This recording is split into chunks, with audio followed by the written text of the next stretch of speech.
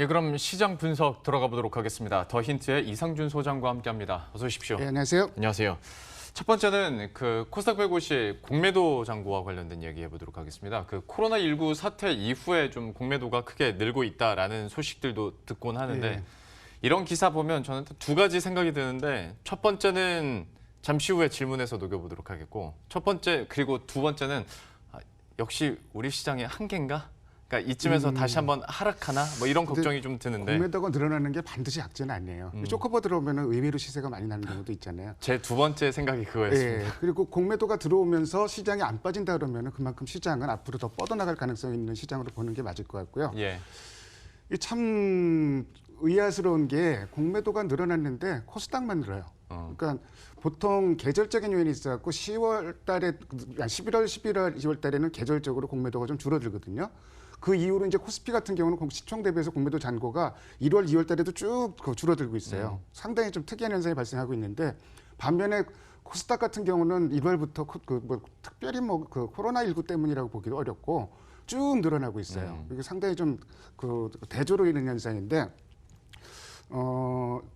그래서 이제 누가 코스닥 공매도를 좀 많이 했는지 주체별로 한번 좀 찾아봤더니 코스닥에서 기관 비중이 12월 달만 하더라도 19% 정도였거든요. 예. 그러니까 1월 달에 25%, 2월 달에 26%.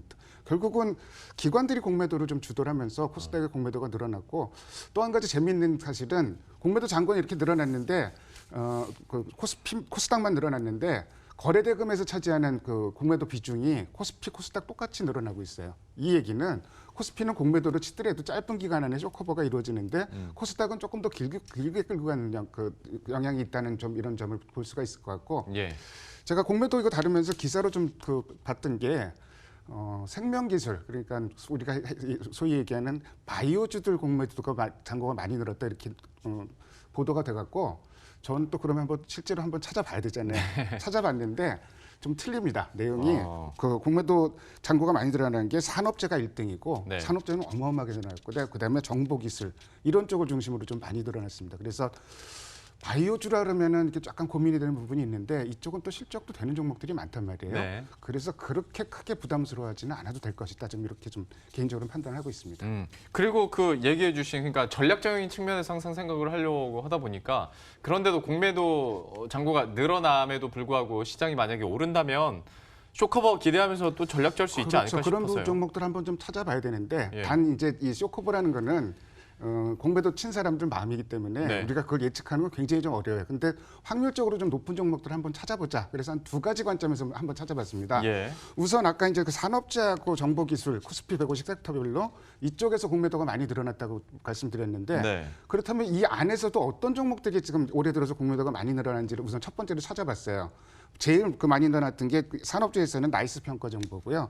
그리고 정보기술 쪽에서는 SFA 반도체입니다. 근데 단순히 공매도가 늘어났다는 것 가지고는 어떻게 보면 접근하기가 좀 쉽지 않잖아요. 그렇다면은 올해 연간으로 많이 늘어났는데 2월 달에는 더 안 늘어나는 종목들 혹은 줄은 종목들 이런 종목들은 일단 쇼커버 가능성이 있는 종목들로 봐야 되겠죠. 그래서 꼽히는 종목이 짙은 색으로 제가 표시해놓은 네페스, RFHIC, 서울본대차 아까 얘기 나왔는데 이 공매도 쇼커버라고 볼 수밖에 없어요. 그러니까 사실 오늘의 급등세를 리포트 하나 잘 나왔다고 하기에는 좀 무리가 있잖아요. 그래서 이런 쇼커버가 의외로 큰 시세를 불러일으키기도 하기 때문에 물론 이 공매도 관련 지표에서 투자를 활용하는 거는 철저히 보조 지표로 활용을 해야 합니다. 다른 지표도 많이 봐야 되는데 그래도 이런 수급 상황을 알고 있으면은 올라갈 때 뭔가 자신 있게 따라갈 수 있는 이런 상황이 생기겠죠.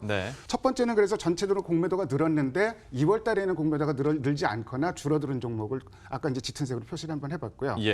두 번째는 전체적으로 공매도 거래가 확 늘었는데 지금 현재가 대비 괴리율이 떨어지는 종목들. 그러니까 공매도로 쳤는데 공매도 친 세력들이 손해보고 있는 종목들이에요. 그래서 지금 2월 한 달간 전체 거래 비중 중에서 공매도 비중이 큰 종목들을 꼽아봤더니 하림지준이 SK머티리얼스 이런 종목들 쭉 10종목을 꼽아봤어요. 이 중에서 현주 가구 계리율이 5% 이상 나는 종목들 세 종목 정도 해봤는데 KMW, 파라다이스, 모두투어 이 종목들 요새 뭐 파라다이스 같은 종목도 한번 올라가면 쭉쭉쭉쭉 올라가잖아요. 맞아요. 이게 쇼커버라고 볼 수밖에 없어요. 그래서 이런 식으로 접근을 하는 전략을 제시해 드리는데 다시 한번 말씀드리지만 이거는 단순 수급 전략이기 때문에 다른 부분들을 동시에 감안하면서 좀 보조 지표로만 하라고 해라. 종목은 짙은 색으로 표시된 종목들을 좀 꼽을 수 있습니다. 이 표는 좀 땡기네요. 그러니까 물론 앞에 표도 단기적으로 좀 종목들이 좀 눈에 좀 들어오죠. 볼 수밖에 없는 단기적으로 볼 수밖에 없는 거겠지만 근거들이 있습니다. 좀 관심 있으신 분들은 한번 보시면 될 것 같고 또 나의 짤막한 틈새 투자 전략이 될 수 있는 부분이니까요. 그렇습니다. 한번 고려해 보시면 좋을 것 같습니다. 두 번째로는 미 연준 얘기해 보도록 할 텐데 저희가 그 국회에 대해서 의회 연설에 대해서 한번 지난주에도 주 이벤트로 짚어드리긴 했었는데 여기서 어떤 얘기가 나올 것이냐. 그런데 그러니까 경제 안 좋아지면 완화 정책에 대한 약속은 다시 한번 받은 느낌이기도 하고 또 그래서 예의주시하겠다고 하니 저는 약간 반대 느낌을 받았어요. 왜요? 시장이 예상했던 것보다는 다소 매파적인 발언이 아니었나 좀 이렇게 예상합니다. 네. 사실 이번 주에 뭐 여러 가지 뭐 지표들 또 뭐 주말에는 내일은 이제 뭐 소매 판매라든지 뭐 산업 생산이라든지 미국의 이런 지표도 있는데 네. 이번 주 가장 중요한 일정은 파월 의장의 입이었잖아요. 예. 근데 이제 뭐 그저께 하원에서 연설했고 어저께는 이제 그 상원에서 증언을 했는데 재미있는 얘기가 이제 그저께 다우 지수는 약보합이었고 그 S&P 500과 나스닥은 또 사상 최고치를 경신했잖아요. 네. 어제는 3대 지수 다시 또 사상 최고치 경신했는데 다우 지수가 약보합 보이니까 트럼프 대통령이 파월 의장이 입만 열면은 다우 지수는 약세다. 뭐 이런 얘기를 했었어요. 근데 전체적인 의견을 짚어보면은 미국의 최장 국면 지금 확장 기간이 이어지고 있는데 앞으로도 더 이어질 것이다. 지표 양호하다. 네. 이렇게 좀 진단을 내렸고 코로나19에 대해서 얘기는 했는데 미국은 충분히 거기에 대응할 수 있다. 영향은 있겠지만 이 얘기를 되짚어서 얘기하면은 금리 인하라든지 이런 가능성이 점차 낮아진 게 아닌가 좀 이렇게 좀 볼 수가 있어요. 그래요. 예. 특히 파월 의장이 이렇게 좀 얘기를 한 배경에는 최근에 두 가지 지표가 굉장한 서프라이즈를 일으켰었는데요. 우선 제조업 지표, ISM 제조업 지수가 작년 7월 이후 처음으로 50을 넘어섰어요. 근데 50을 넘을 거라고 예상한 전문가가 아무도 없었어요. 좋아질 것이라고 예상을 했었는데. 그리고 또 한 가지가 1월 신규 취업자 수가 예상보다 아주 대폭적으로 늘어났습니다. 19만 명 예상했는데 23만 명. 그래서 12월 달 고용 지표가 그다지 좋지를 않았었는데 그거는 일시적인 현상이었을 뿐이다. 이렇게 되니까 전체적으로 금리 인하 가능성은 굉장히 낮아졌다. 이렇게 좀 볼 수가 있을 것 같고요. CME 그룹의 패드워치라는 가끔 보시나요? 예, 거의 매일 보죠. 저도 거기는. 매일 보는데 이게 저희 코로나19 발생하고 나서 지난주 전전주였죠. 전전주에 이번 3월 FOMC 회의에서 금리를 인하할 확률이 27%까지 올라갔었어요. 예. 근데 일주일 만에 쏙 들어갔죠. 그리고 어제 현재로 본 거는 그 금리 인하 확률이 5%에 불과합니다. 네. 그래서 뭐 금리 동결이 확 실시되고 있는데 전체적으로 봐서는 좀 제가 느낀 뉘앙스로는 굉장히 좀 매파적으로 느껴졌다. 금리 그것도 현재 통화 수준이나 금리 수준이 적절하다 이런 뉘앙스가 많이 풍겼던 건 사실입니다. 그러니까 얘기를 해주신 것처럼 패드워치에서도 양극단의 수치는 조금씩 줄어들면서 좀 중량화가 되고 있는 것 같은데 여기에 대해서 또 의회 연설을 통해서도 약간 매파적이었다라고 얘기를 해주셨고, 근데 다만 이렇게 매파적으로 받아들일 수 있고 또 제롬 파월 연준위원장이 이렇게 얘기할 수 있는 게 결국에는 펀더멘털이 탄탄하다라는 거잖아요. 그렇죠. 그러면 뭐 미국 증시는 계속 가는 겁니까? 증시 이렇게 올라가는데 사실 금리 인하 할 수 있겠어요? 지금 다시 사상 최고치인데 더 갈 수 있을 것인가? 근데 지금 올해 연간 뉴욕 증시 상승을 주도하고 있는 거는 누구나 알다시피 대형 기술주입니다. 네. 테슬라 같은 경우는 뭐 110%까지 올라가다 지금 80%대로 내려왔는데 네. 나머지 우리가 흔히 아는 종목들 마이크로소프트라든지 아마존이라든지 뭐 구글이라든지 뭐 이런 종목들이 주도를 하고 있단 말이에요. 네. 근데 이런 종목들이 근거가 있어요. 실적이 상당히 좋았습니다. 대부분. 애플도 매출 사상 최고치, 아마존도 좋았고. 네. 근데 이제 자꾸 비교하고 있는 게 닷컴 버블이랑 많이 비교를 하고 있거든요. 근데 그때랑 비교할 수 있는 부분들이 있어요. 왜냐하면 대형 기술주 탑5 종목들의 시가총액이 S&P 500에서 18%를 차지하고 있습니다. 네. 뭐 대형 여기서 뭐 탑5 종목이라는 거는 애플, 마이크로소프트, 아마존, 구글, 페이스북 이런 5 종목을 얘기하는데요. 네. 그리고 나스닥의 지금 시가총액이 S&P 500 시가총액의 50%를 사상 처음으로 돌파를 했습니다. 이 부분만 생각해 보면은 뭐 버블이 있다 이렇게도 뭐 판단할 수 있는 부분이 있는데, 근데 그 닷컴 버블 당시에 그 PER이 47배였어요. 네. 다 기술주 탑5. 근데 네. 지금은 30배 정도에 불과하기 때문에 여유가 충분히 있다고 보여지고, 또 이 회사들이 돈을 벌어서 재투자하는 비율이 굉장히 높아졌습니다. 지속성이 있다는 얘기죠. 그렇기 때문에 대형 기술주 주도하에 조금 더 추가 상승 여력은 있다고 보는 시각들이 우세하고, 다만 조금 우려됐던 부분이 코로나19로 인해서 그 이전에 이제 그 신흥국 쪽으로 그 주식 투자 자금이 많이 들어오는 상태에서 코로나19가 그렇죠, 있거든요. 네. 근데 우려만큼 그렇게 자금 이탈 규모가 크진 않습니다. 그리고 내일이면 지표가 또 발표될 텐데 조만간 유입으로 전환되지 않을까. 코로나19도 이제 어느 정도 정점을 지나는 것 같고요. 그래서 일단 이 부분이 중요한 지표인데, 유출 규모가 그렇게 생각보다 크지는 않았다는 거, 이런 부분 해볼 필요가 있습니다. 예, 미국 증시까지 이렇게 한번 포인트들 짚어봤고요.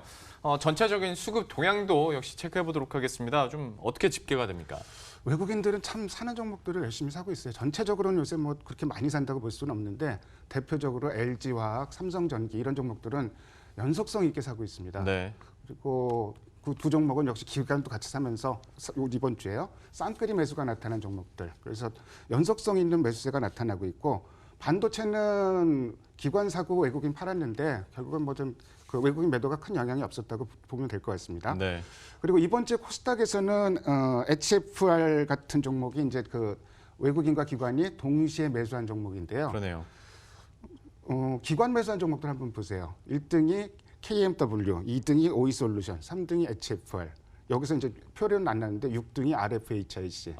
5G만 그러게요. 집중적으로 네. 사고 있습니다. 그래서 이 5G 모멘텀을 다시 한번 생각해 봐야 될 것 같고, 아까 그 쇼커버 가능성 높은 종목들 중에서도 좀 5G 관련주들이 좀 눈에 띄었었잖아요. 그런 것도 같은 맥락에서 한번 좀 체크해 보시면은 투자에 많은 도움이 되지 않으실까, 그렇게 생각을 합니다. 코스피와 코스닥에서 순매수 탑5 종목들 이렇게 살펴봤고요. 현 시점에서의 투자 전략도 한번 세워보도록 하겠습니다. 어떤 그림 그리고 계세요? 지난주에 제가 이제 그 갭 메우기 과정이 필요하다 이렇게 말씀을 드렸었는데, 2240선이 그 갭 상단이었거든요. 네. 거기서 정확히 거기 가서 한번 좀 밀렸어요. 근데 지금 다시 그 갭을 돌파를 하고 있는 상황입니다. 그렇다고 본다면은 추가 상승 여력을 충분히 기대를 해도 좋을 것이다. 시장은 굉장히 좀 안정적인데, 근데 문제는 상승 종목 수는 늘어나질 않아요. 이 얘기는 되는 종목만 되는 이런 흐름이기 때문에, 시장은 전체적으로 지수가 올라갈 수 있는 자리는 많이 열려 있다고 보여지지만 이 종목 저 종목 다 올려주는 시장은 아니기 때문에, 이럴 때 이제 식상한 표현이긴 하지만 선택과 집중이 네. 필요한 시기로 보여집니다. 예, 선택과 집중이 필요한 시기다. 방송에서 자주 언급되는 종목들을 위주로 좀 계속 보셔야 되는 수밖에 없을 것 같습니다. 더 힌트 이상준 소장과 함께했습니다. 고맙습니다. 네, 감사합니다. 예, 그럼 저희들도 여기서 인사드리도록 하겠습니다. 오늘 시장도 끝까지 최선의 선택 잘 하시고요. 저희들은 내일 이 시간에 또 새로운 전략과 종목들 들고 다시 찾아뵙도록 하겠습니다. 시청해주신 여러분 고맙습니다.